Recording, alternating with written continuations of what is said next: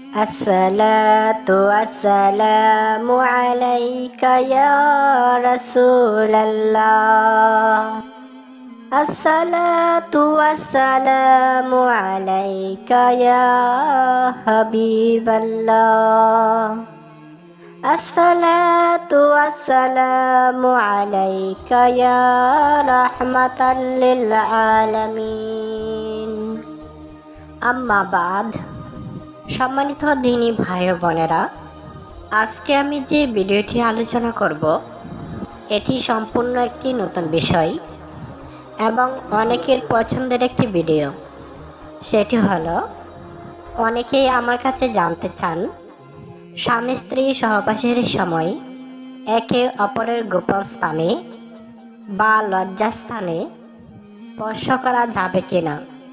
সম্পূর্ণ সেন্সিটিভ একটি বিষয়, বিশেষ করে স্বামী স্ত্রীর জন্য। আজকাল অনেকেই এই বিষয়টি নিয়ে এক একজনে এক একভাবে ব্যাখ্যা দিয়ে থাকে, কিন্তু কেউ কোরআনের দলিল সহ ব্যাখ্যা করতে পারে না। তাই আমি আপনাদেরকে কোরআনের দলিল সহ ব্যাখ্যা করে দেব। সম্মানিত দিনী ভাই ও বোনেরা, আপনারা কি আমার কথা বুঝতে পারছেন? যদি আমার কথা বুঝতে না পারেন, তাহলে আমার এই বক বক করে কোনো লাভ নেই।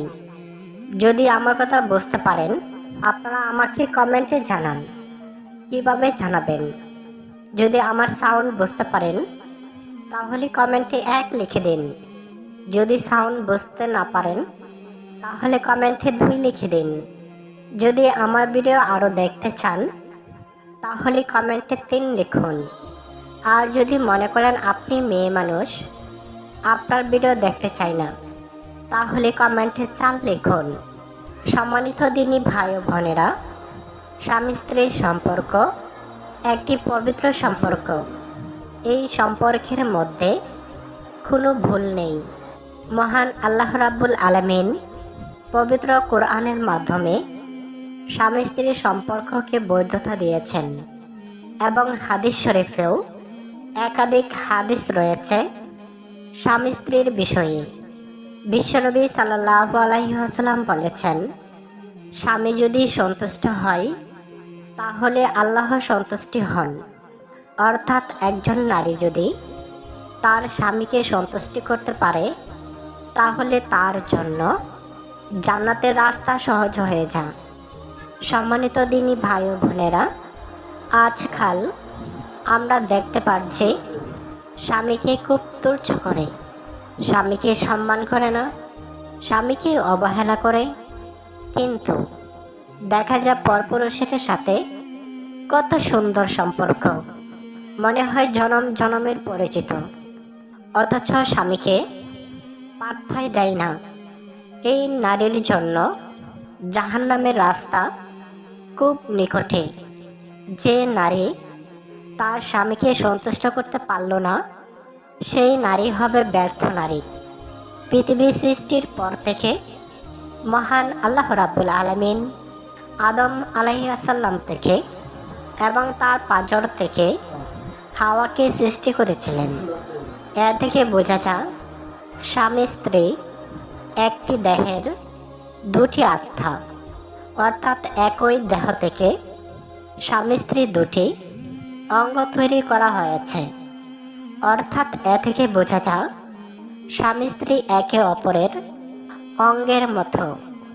সম্মানিত দিনী ভাই ও বোনেরা, আর এই জন্যই মহান আল্লাহ রাব্বুল আলামিন পবিত্র কোরআন শরীফে এই বিষয়ে বলে দিয়েছেন।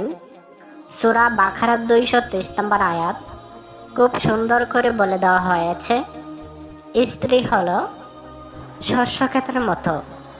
অর্থাৎ ফসলের জমিতে একজন কৃষক যেভাবে ইচ্ছে চাষাবাদ করতে পারে, ক্ষেত কখনো নিষেধ করে না যে আমাকে এভাবে চাষ করো না, এইভাবে করো। ঠিক তেমনইভাবে স্ত্রীও হলো স্বামীর জন্য একই রূপ। এই আলোচনা থেকে বুঝতে পারি স্বামী স্ত্রী যে কোনো সময় যে কোনোভাবে একে অপরকে খুশি রাখতে পারে। এই ক্ষেত্রে কোনো নিষেধাজ্ঞা নেই, তবে অবশ্যই একজন আরেকজনের শারীরিক অবস্থা বিবেচনায় রাখতে হবে।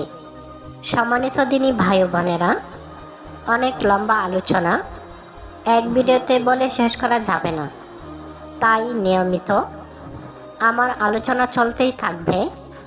আজকের ভিডিওটি এখানেই শেষ করলাম। সকলকেই ধন্যবাদ। আসসালামু আলাইকুম রহমতুল্লাহি ওয়া বারাকাতুহু।